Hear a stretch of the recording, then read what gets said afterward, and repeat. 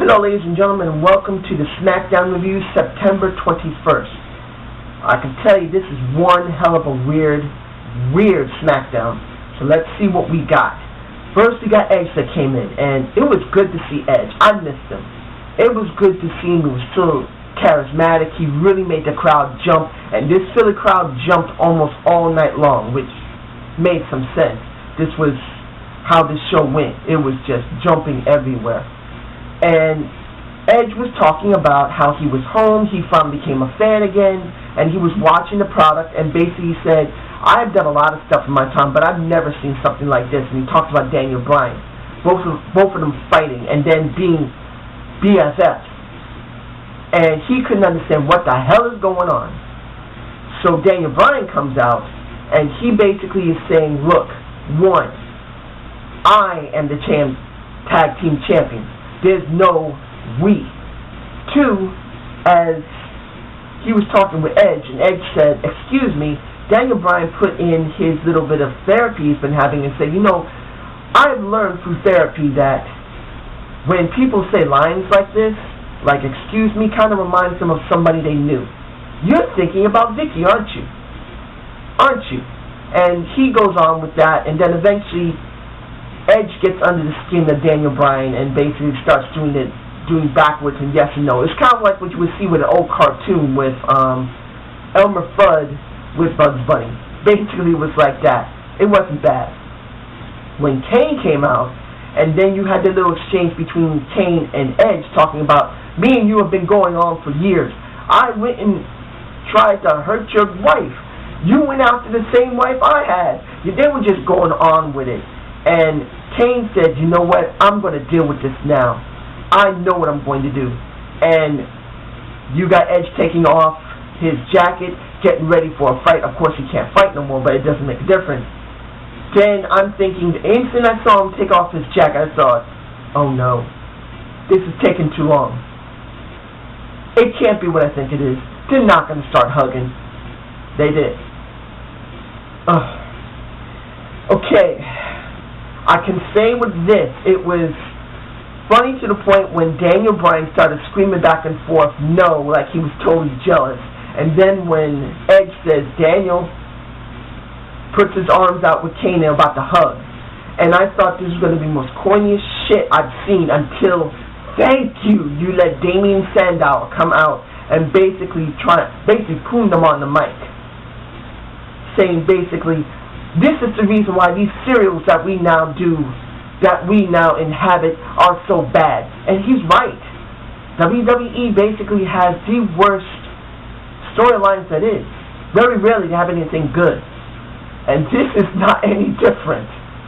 So when Edge says, why don't you shut up and get in this ring? And then he said, you know what? When Damien said, I'm sorry, I'm a thinker, I do not have to get into this room, thank you. I like that part. I like how Damien talks. He's a very good talker. And then when Edge said to the fans outside, who do you want to see Damien go up against? You got, oh man, it was just, the crowd was so into it. You already know who it was. It was Kane. But going back and forth, yes and no between Daniel and Kane was something interesting. This is the first time I've seen crowds this strong in such a long time. Of course, it's from, you got the Chicago crowd, you got the Philly crowd, you got the New York crowd. Each one has their own personality. Philly was into this. And when the Damien and Kane match went on, it was a good, simple match. You would think Kane's about to squash Damien, but I'm thinking, no, they cannot squash him. He's too much over right now. And I was right. At least right now in this beginning of the show. You got Daniel Bryan coming on to the ring, sticking both titles in the air, saying, I'm the tag team champion. You got Damien, who managed to get the pin over Kane. I thought that was great. I loved it. The backstage, seeing Kane, I'm going to do both backstages at the same time because there's no point in not doing it. Because it's so much in this all about Kane and Daniel Bryan. They're going to try and put them all together, except for the final match. But then you got Kane hunting for Daniel Bryan. The doctor finally stops Kane, and Kane said, if I find Daniel Bryan, I'm going to rip his goat face beard off his face. He didn't say those exact words. This is what I'm saying. And then Daniel Bryan comes out of a suitcase, which is kind of right for that little weasel, and pretty much says, I am not a ghost face. You're an ugly monster. And he says, goat face, and in between that, the doctor stops him. And I liked how the doctor just flipped out. It was wonderful. I wondered how he was able to talk after that scream. But anyway, he managed to convince Daniel to give the title to Kane, and then the doctor basically made a match, saying Daniel's going to make up for your loss, Kane. He's going to have a match. Now, the match that Daniel Bryan had after this is quite later in the program. You had Daniel Bryan against Cody Rhodes. And the minute I saw Cody, I knew there was going to be something wrong. I'm not saying he was going to job. I just knew that Cody now became an afterthought. I did figure that he was going to job. This is what I thought later in the match. In the beginning of the match, the very first thought I had is Cody has now become irrelevant. That he's become an afterthought, that he's in this storyline. Later in the match, I thought he was going to job. But then when Kane came out and did his pyro, scared Daniel Bryan right before he could put the no-lock on, I thought, could Damien Sandow and Cody Rhodes, who had one match together as a tag team, could they actually be in a tag team match with them? And the third backstage, when you have Kane and Daniel Bryan again, and Daniel Bryan's hunting for Kane, and they had their back and forth with Damien and Cody in the background, and they're both basically saying, you're a joke, you're nothing, we're better. Kane and Daniel Bryan said, you know what, we want to match with you tonight, which they did. And I'm going to leave it at that. Now, the first match, other than them, was the Divas match. It was all about Eve. You have Layla and Natalya. No one even cared. They were basically quiet during this match. Maybe a few oohs and ahs, but it was just dead.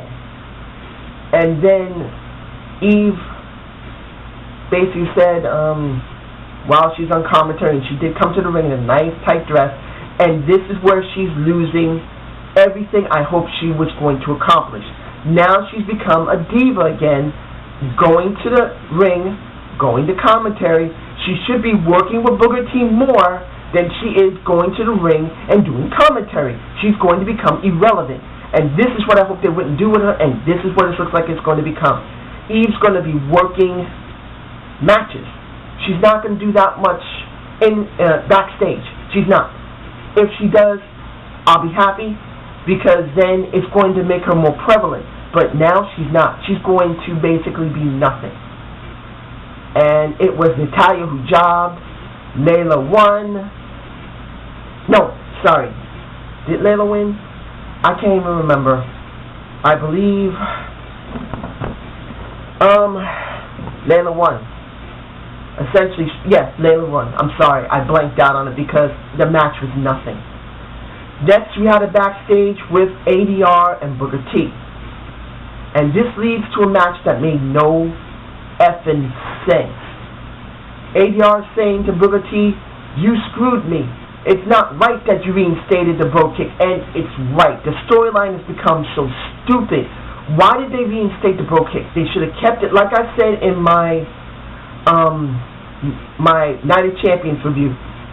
I said basically they should have kept the bro kick banned, let him, and this is talking about Sheamus, let him that Monday Night Raw bro kick somebody, then let him get stripped the next night at Smackdown. Then they do a tournament, or give ADR a shot of trying to get the belt, and he could have gone up against Dolph. That would have been something different.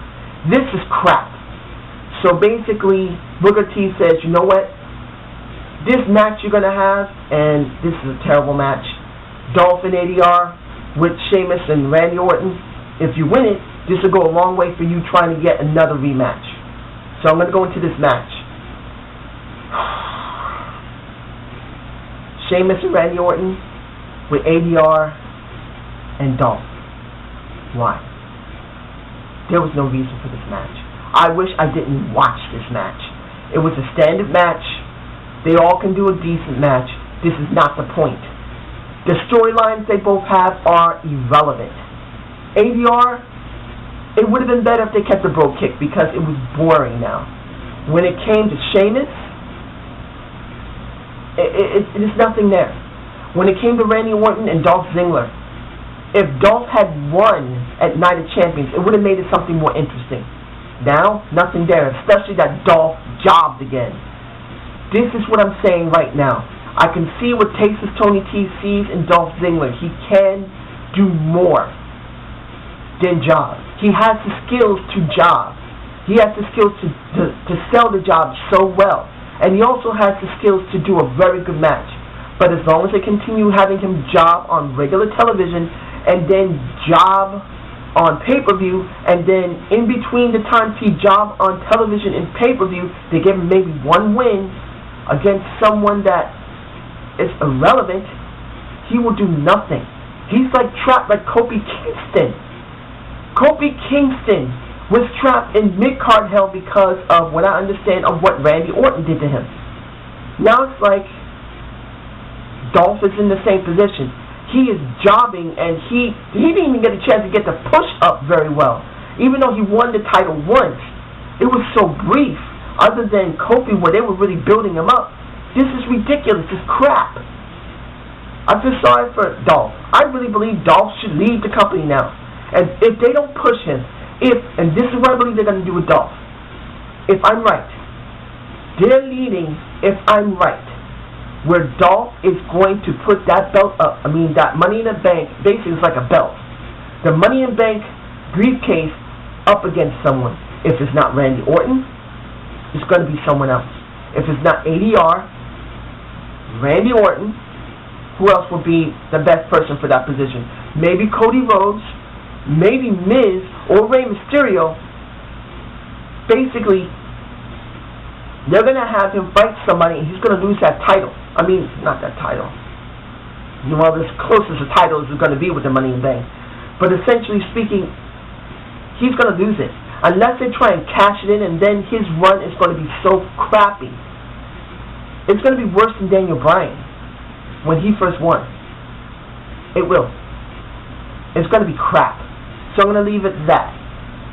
You have then Santino and Antonio again having a match. Now I'm thinking, why are they doing this again? There's nothing there. There must be either they have nothing for Antonio to do, or Santino to do, or there's going to be a swerve. And there was one. This just... Look. The reason I'm, not sure how I'm going to say about Aksana is the point, what made him was Aksana. She basically was his manager. Now, during the match, as you know, Dakova's horny as hell for Aksana. I would be horny as hell for her. Antonio took the glove off, the sock off, and gave Santino, as I call it now, the uppercut of destruction. I say this again, that uppercut, he didn't get all of it, because Santino looked like he didn't really work enough with him. He didn't push himself off high enough, because it wasn't high enough. But the uppercut of destruction is a nice move. It's a good finisher.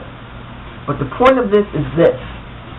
When Aksana fell in the ring and hurt her leg, and Santino got the roll-up, okay, that means they're going to try and have him stay with Santino, which really I'd rather see Antonio Cesaro go and work with someone else.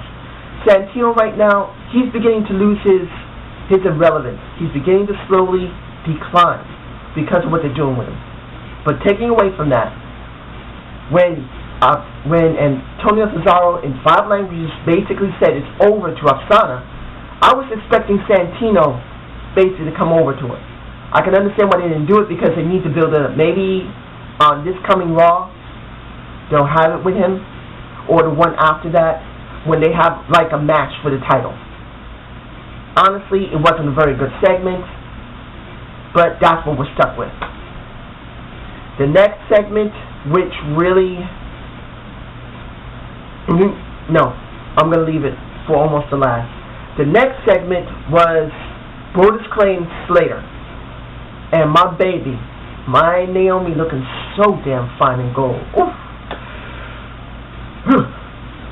But taking away from that, if you see how the match was, it was short. Thank goodness for that. Already gone through Slater several times. I felt sorry for Slater at first because Slater simply been jobbing so much. Mr. Ralph, I see Slater has some skill. Like I said, he's like a B movie. One of the worst B movies you can find that has such a bad storyline, bad special effects, bad voicing. But when you stick that all together, it actually is so bad it's good. And he's jobbing. It sucks. But this time, he didn't job. He basically had, shockingly enough, the other two people, Brodus Clay has been squashing. At least once. You got Jinder Mahal, and you got my boy Drew. I was hoping Drew would have a nice turn. Maybe they would make him face, and they didn't. It makes no sense, though, because with Jinder, he basically jobbed to Brodus Clay a long time ago. Before Heath Slater, the closest person that was Drew. I can understand Heath and Drew, but then sticking Jinder, which seems like he was stuck in there as a afterthought. And then the way Cole was trying to sell that, I think Heath Slater might be the one that's in charge. He's telling everybody what to do. I'm thinking, are they trying to do another shot at the Nexus? But this time having Heath as the leader. I'm not saying they're making a Nexus faction. I'm just saying that they're having a group. But this time Heath Slater's going to be in charge of it, because now they saw what happened in the Before the 1000 episode and how people actually started being interested in him. They're going to do this. This is a big question mark, because this is going to count on what's going to happen Monday Night Raw tomorrow, because this is being done on a Sunday, ladies and gentlemen. Like I said, I was very busy. The question is going to be this. If this is going to be a group with Heath Slater in charge, they have to allow him to change his character a little bit more. They need to change his character a bit, because the way it is now, it's not going to get over enough with the crowd. By himself, it could work. If he was allowed not to job so much, if he's going to be in charge of a group, that's going to be something entirely different. He's going to have to be more ruthless, less of a joker, being a one-man rock band, baby. He's got to have more. If they don't allow him to do it, this is going to be meaningless if they even do it. I don't think they will. But if they do this, if he's not in charge, which he probably will be, he must be allowed to adjust his character, make him more tougher, because it's not enough the way he is now. Now, the next thing, I'm going to be talking about the Raw Rewind only this once. The only reason I'm doing is what was connected afterwards.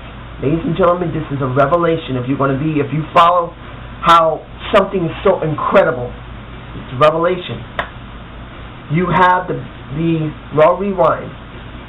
You have how CM Punk got screwed during that Raw and how he was complaining. Even showing a little bit of backstage with the ref and with Heyman saying, you see, I warned you for the last 6 years. It's been like this for 6 years. I warned you. That part was just boring. I didn't really care. I was about to fast forward it until they started having the next segment with Cole and Josh Matthews, and they talk about Cena. Cena has just gotten elbow surgery on Tuesday for bone chips in his elbow, and he is out for a while. Yes! Yes! Yes! Yes! Sorry, Mr. Ralph. Yes! I said this before during my prediction from Night of Champions. And I even said some type of weird swerve during the last Raw that something was going to happen with Cena. Especially he had that little segment with Sheamus saying that I must do this. There was something wrong. Cena is now out for a while. So the storyline that was going on with CM Punk has now become negated. Now CM Punk has to work with someone else, unless they were lying about their surgery, which I don't think they were. I'll find out in this Raw, and I will find out checking WWE.com. I just recently found out less than about a couple hours ago. Unfortunately, my camera was messing up. I was trying to get it to work. But essentially speaking is this.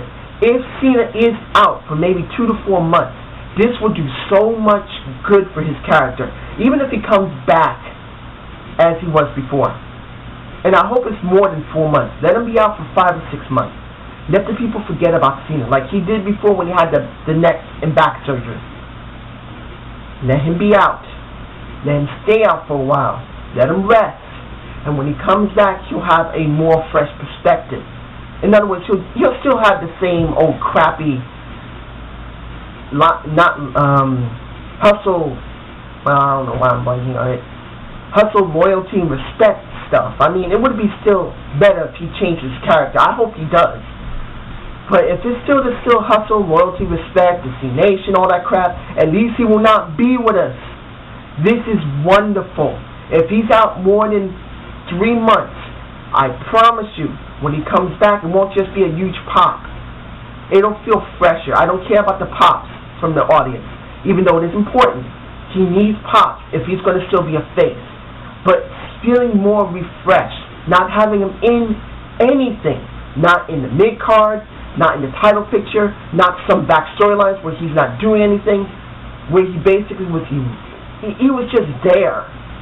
It was just up in my face. I couldn't take it. I'm glad he's gone if he's gone, and I hope he does get better. Don't get me wrong. I don't hate Cena. I just feel like he needs to be refreshed for a while. Even if he still has the same gimmick, having him away is going to be good. And I say this again. Yes! And let's get into the last match of the night. And I wish to say this before I say the match. I can understand some of the reason why they're doing this storyline with Kane and Daniel Bryan. Seeing Kane change his character, he doesn't change his character much. The only time when he changed it, when it came to what happened to Paul Bearer, and when Edge was messing with him, when he acted more like a human being, as he called himself, and he called Edge a monster. That wasn't enough of him. If you watch how Kane has been doing this, and I'd rather keep him as a big red monster. NJ, I understand you, dude. I like him as the big red monster. I like him as the devil's favorite demon. Much better. But I have to admit, having them allow Kane to vary his character will make him more fresh when he goes back to being the evil one. And seeing him act childish, seeing him act happy, seeing him act silly, it's a refreshing feeling. I still like him as the evil one, but this is refreshing. This is how you keep your character going. You need to change him up from time to time. You keep him all the time, like Cena has for the last 5 or 6 years at least. It gets boring. Now the match itself, and I thought at first it was a lumberjack tag team match. It made no sense not making it that way. It would have been better. Saying that they're all watching and scouting, please, they could have done it off the ramp, near the locker room. That just made it really silly. It would have been better as a lumberjack match. The match was simple. I felt that Cody and Damian, I thought actually they might just win it. Until near the end, when I saw Damian was about to get chokeslammed, and I thought, don't tell me that Damian's going to job. I actually thought by the time of that chokeslam, Damian wasn't going to job. It was going to be Cody. But Cody grabbed a chair, did a DQ. I'm glad about that until afterward, when you basically saw Kane get saved by Daniel Bryan, because Daniel Bryan basically knocked Cody onto the ground. And then when, not Cody on the, sorry, my mistake. When Kane chokeslammed Cody and Daniel Bryan came in with a chair and handed it to Kane, I felt, oh crap, they're about to get wasted, and they did. Cody only got one whack, which was good, but Damian got the beat down of his damn life when both of them worked together. And this is where I think this was leading to, where they're both finally become a cohesive tag team now. And then afterward, they squashed everybody else, where Kane beats the crap out of everybody outside and throw them in the ring, while Daniel kept hitting them with the chairs. And at the end, They both raised their hands together, and they both, a little afterward, they say either one is said the tag team champions. Essentially speaking, this was all about Daniel Bryan and Kane. This entire show, everything was irrelevant. Everything. And it's sad. The only thing I can say, if it was not for the Philly crowd, this would be either a C or a C, I think a C show. Really. A C, maybe even a C minus show. This would have been a C or a C minus show, honestly. Because a lot of this was a lot of backstages. A lot of this was only over Kane and Daniel Bryan. The Santino match, I understand what they're going to do with Antonio Cesaro. I don't see anything good for him. When it came to Sheamus and Randy Orton, they win. Dolph jobs, ADR still becomes irrelevant. This would have been a C minus show, but because of the Philly crowd, that's the only reason I'm bringing this up to a C plus. Yes, ladies and gentlemen, I know that's saying, wait a minute, you're gonna make this a C plus show? Yes.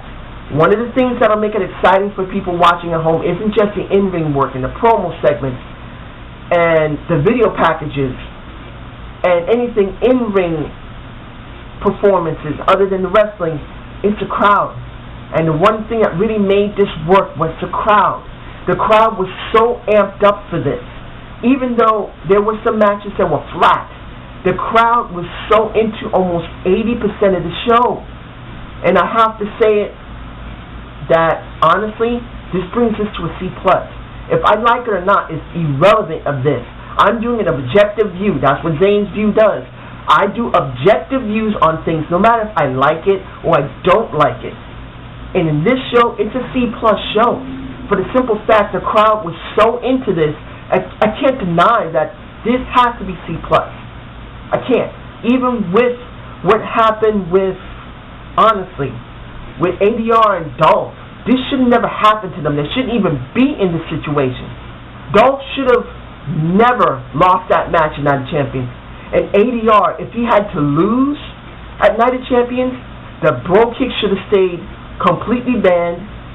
Sheamus should have basically kicked someone's head off and that next Raw, and then he gets stripped on the next Smackdown. That's what it should have happened. It didn't happen. This is how I feel about it. But still, it's a C+ show. So I hope you like the Zane view. Subscribe and comment. And I hope that you'll like this and when I do the next Raw review. Have a good night.